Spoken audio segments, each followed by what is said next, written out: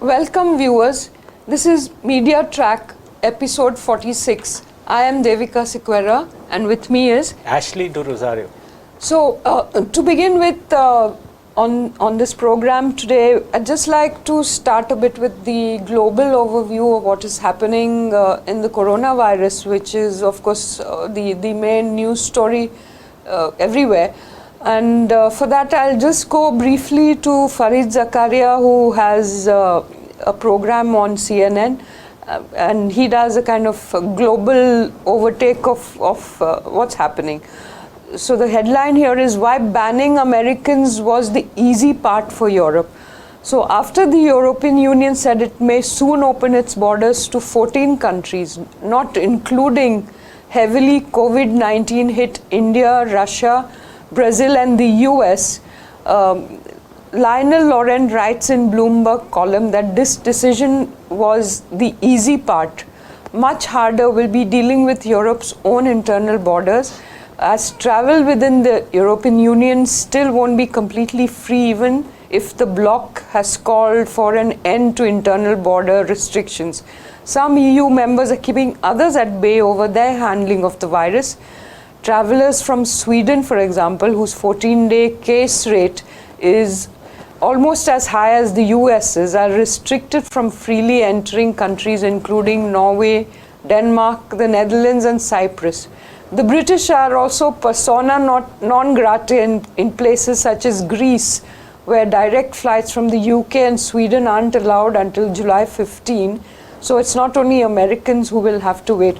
Now, Ashley, the reason I just thought we were looking at this is because it seems to me similar to the Goa case, which opened for tourism today, that is on July 3, and without even imposing any restrictions on which states should be allowed to come. Now, if the European Union can do this and say, people from India, US, etc. should be blacklisted, I don't see why Goa should not have a similar blacklist for states that are very badly hit by the coronavirus, considering that our numbers too are spiking. So what is your take on this? Devika, I don't know how practical it would be for us to restrict people from some states and not from the other. How are you going to implement that? Is something that is difficult to understand, but I don't think this opening up of the hotel is something that was intended, because I think it is something to give the industry time to be ready for the season 2-3 months later. I was speaking to some of the hoteliers, I was speaking to some of the people from the industry. It is unlikely that many or any of the major hotels will open up. For the simple reason that to open up, they need a lot of expenditure. Apart from the expenditure, are their staff protected, or exactly. are the travelers protected? Do they have these SOPs in place to begin with? The SOPs came out very late yesterday night. So nobody could open. Yeah, nobody could open yesterday. But like what happens with hotels that are 100 rooms, 150 rooms, to keep the hotel open, they need so much of infrastructure, so much of logistics, so much of expenditure, which is not profitable for them, because they don't expect to get clients, they don't expect to get tourists straight off.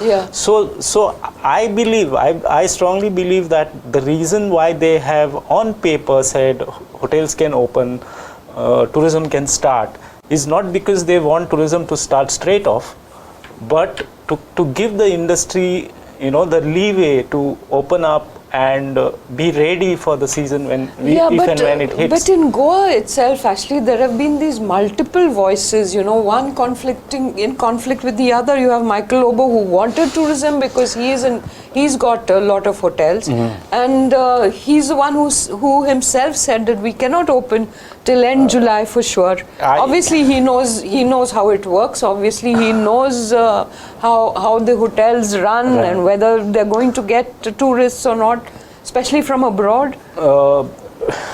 I don't give much credence to statements being made by these politicians and these ministers who have been speaking out of turn in Right. this whole crisis. Yeah. Okay, like if you analyze Michael Lobo's public utterances in the last 3 months, 4 Yeah, months, yeah. he's contradicting himself multiple times. Yeah, true. Okay, You're multiple quite right. times. So I don't quite give credence, and I normally, especially with the implementation of the Disaster Management Act in India, Yeah. I think the bureaucratic executive has got primacy Yeah. on the ground. Okay, and they are the ones who are calling the shots. Okay. Okay. But I just want to make a point here, Ashley. Now, look, even in Europe, there is this huge controversy, and the Financial Times had this report that the European Union is desperate to save its summer, its tourism summer, and those involved voiced slightly different views. So, predicting huge losses, European Tourism Association, CEO, whatever he said, for the tourism industry itself, it's worth risking a second wave just to get some revenue. So this is, but let me come to the interesting part here. So the Santorini Hoteliers Association President Antonis Iliopoulos offers that the season isn't about making a profit, it's about protecting our brand. And then he goes on to say that Greece will offer a network of fast Coast Guard boats and a helicopter service will be able to ferry COVID-19 patients to an intensive care unit from any island in less than 3 hours. So you see, they are ready to put all this infrastructure in place because tourism is so badly hit. In a sense, one understands the sort of anxiety in Goa as well. Yeah. But at the same time, you have to be prepared, as they say, for the second. They are being prepared for a second wave to hit them. So is Goa prepared for that? We haven't even got past the first wave. Goa is not prepared for the first one. Yeah, let alone the exactly. second one. Yeah. Because what's happening, the response from Goa has been very, very, obedient to the central government directives. Yeah. The local situation is not being taken into account. The people running the show are, these IAS bureaucrats who are not too familiar with the local situation in Goa. Yeah. They are like copybook following the SOPs from MHA and the Union Health Ministry, which doesn't quite, match up to what is needed to be done in Goa. Exactly, and now, Ashley, we've seen this huge spike where we've got 95 cases in one day on Thursday, and we seem to be, going in so many different directions. Now we have so many containment zones, and yet some which should be containment zones haven't been declared containment zones. Yeah, the health infrastructure and the people that are handling the strategy on the medical front aren't looking futuristically, because right now they are just mechanically testing people. If you are tested positive, you are either put in the hospital or in the COVID care center, and they are working only on that. Yeah. What when the cases spike to a level where you will have no place? Yeah.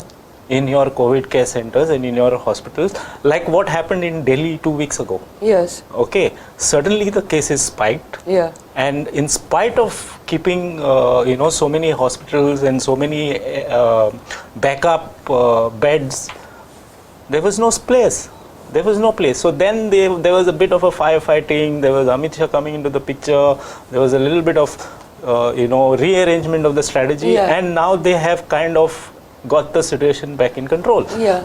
Now, but Goa is not thinking that. Yeah, what I'm hearing is that Delhi and Bombay and Mumbai rather have actually hit the peak.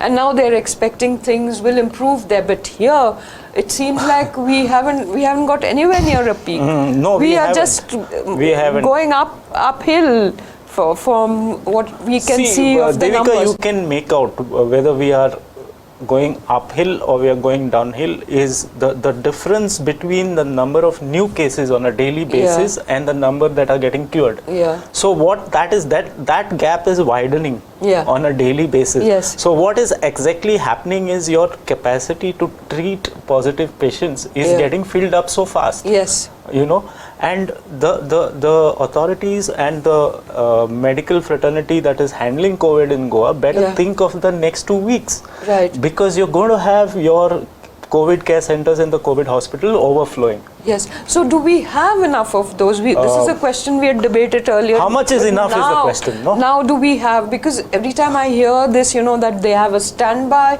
in the private hospitals, one doesn't know, are the private hospitals going to be happy to be treating them?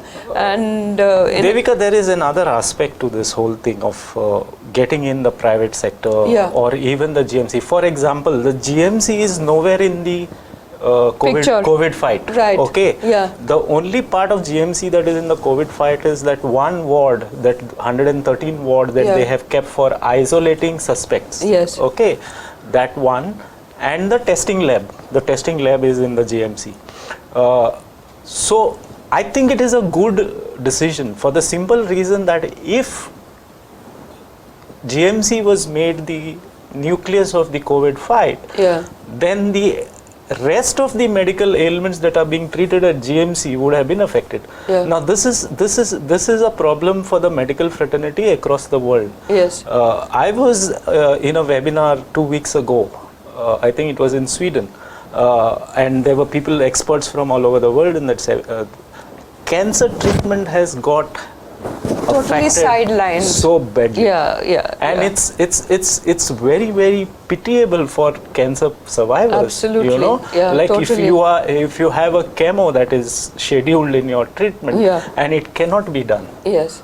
You know, even people with renal failure, all other ailments, cancer was the very serious issues that should be so this is what the medical fraternity has to take into account before taking these decisions of, you know, just taking over a particular private hospital. So how you know, sort of hopeful should we be about this vaccine that is being promised by the ICMR by August 15? You know, the vaccine, the sort of date was announced by the ICMR and the Indian Institute of Science, Education and Research in Pune is saying that you know, the visiting professor who has this, I'm reading to you from the Indian Express, and she said that she's unable to comprehend how the vaccine, which is still under trial, could be ready so soon. So a lot of experts are sort of questioning this time frame that has been put out by the ICMR, which is virtually the mouthpiece of the government. And then, so what do you make of this? I think there's too much of PR in the government's, in the ICMR statements being made. I think what they are attempting to do is, you know, give out these dates. Okay, by 15th we will be having a vaccine to kind of instill confidence in the public, because they also see that a lot of people are panicking with the situation.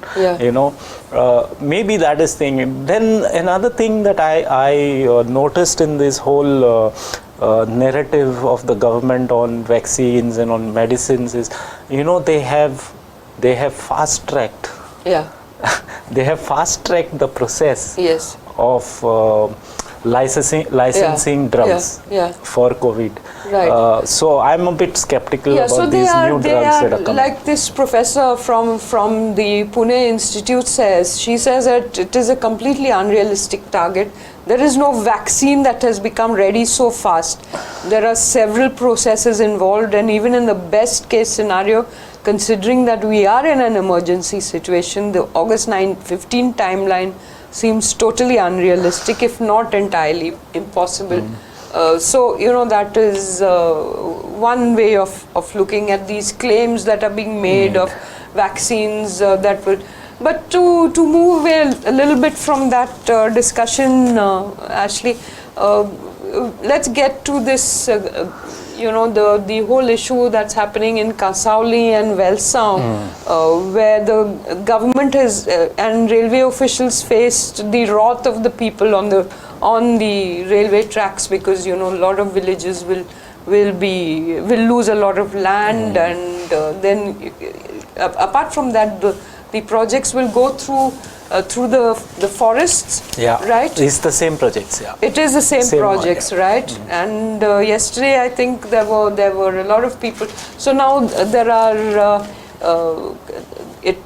this one specifically, the doubling of South Central Railway, Southwestern Railway. Sorry. Yeah, so it will affect goes through Kasauli, right up to Vasco, Pale, Izorsi, etc., and 1,235 square meters in Majorda has already been approved by the cabinet yesterday. Right.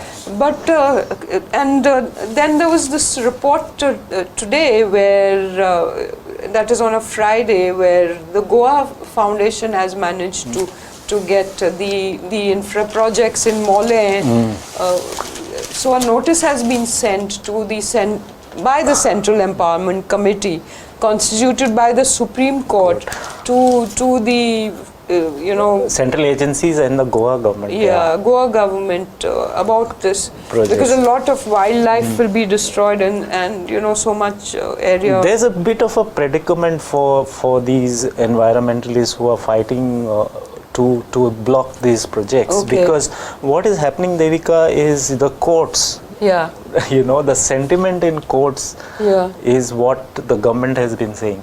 I mean, the court just accepts the government's claims that, the economy is hit hard, we cannot be so strict with the environmental laws. The argument of the economy has to be revived is time and again being put to just ignore the costs on the environment. So the environmentalists are a little bit hesitant to take this battle into the courts. And I think that is why the Goa Foundation has tapped this route of going to the CEC rather than going to the Supreme Court and the court. What is interesting, Ashley, is that you must have got this press note. I got a press note from the Travel and Tourism Association. That was issued Goa today, I think. Yes, that came today, and we are deeply concerned about the 3 projects that are going to be undertaken at Mole and the Bhagwan Mahavir Wildlife Sanctuary and surrounding areas, which we feel will affect the hinterlands of Goa, and which in turn will affect Goa's diverse tourism potential. So you see, now when the thing, it actually bites their shoe, they are getting into the act. Otherwise, people in the tourism industry have never really bothered about the environment. So I find this Devika, what is happening? I'll tell you what is the interesting part of this whole tourism lobby coming into this narrative. The coast is saturated. Right. Okay, as far as tourism is concerned. So now they want to saturate the hinterland. So they want, like for example, I don't understand the logic of the government or the proponent of the project for a marina to locate it in Naushi. Okay, you don't have any infrastructure there. Why don't you locate it in the belt along the coast? There's so much of space there. That's true. Because you don't need much space on the land. No, it's a marina, so you're going into the sea. So they are saturated in the coastal belt. People are, the visitors, the tourists are upset with all the congestion there and the disturbance there. And they have realized that. So now they want to move in to these more serene and untouched virgin areas. Totally, and and they are going to be the ones to actually, spoil the hinterland as well. But this whole thing that's been sort of churning a bit, and you have 2 BJP MLAs who are actually opposing the sort of expressing their disapproval. Obviously, this depends on it also. You have Alina disapproves of cabinet nod for that that doubling of the track. And then you have the Vasco MLA, Carlos Almeida. He's talking about the government giving stepmotherly treatment to Vasco in this coronavirus thing. Now that to me is quite interesting, actually, that two BJP MLAs are actually publicly criticizing the government. You never ever saw this happening, obviously, in Parrikar's time. So what has changed? Obviously, the Chief Minister has changed, but apart from that, what has changed? I have not deeply studied that, but Alina has been opposing these double trekking as well as that Western Bypass Road for a long time. And Alina hasn't, although she is a BJP MLA, hasn't really been in the decision-making loop of the government for a long time, even when Parrikar was there.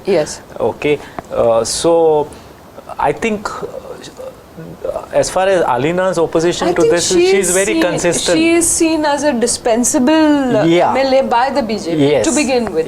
And in the case of Carlos, I don't know what his thing is, but the fact that he's actually speaking out is quite interesting, politically interesting. And also you had criticism from some BJP organization. You have from Siddharth Kunkolinkar, who has been sort of voicing his thing against. He actually supported the Goa Forward Party's case in you know the Lokayukta case, and he made some statements. So these people are the ones who have been sidelined within the BJP. It appears to be. I think Siddharth's problem is that Babush is in the BJP now. So his REIT runs large rather than Siddharth's REIT. Within whatever has to be done for Panjim. Okay. So it's probably coming from there. But it's good. It's good for Goa that these faults in the government are coming out in the open. That's true. But now, you know, actually, just to get the whole China thing which has been playing out now, the government of India has approved purchase of fighter jets, missile systems worth 38,900 crore.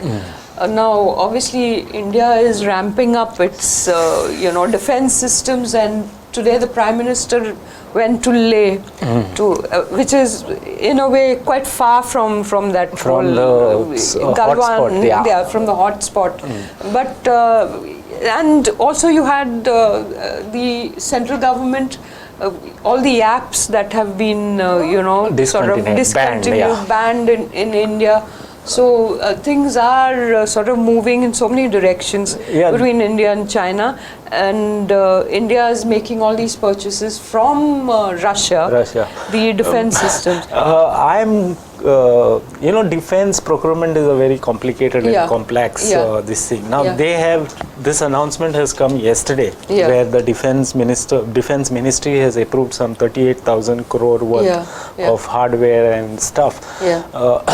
I don't know what is the connection to the current standoff in Ladakh, because this approval, when the stuff actually comes in, would be 3 or 4 years down the line. But 2 days ago, there was a very critical analysis. I think it was in the Forbes Defense magazine, which questioned why India had reduced defense spending, the number of Rafales that it was buying from the original 100 odd to 36.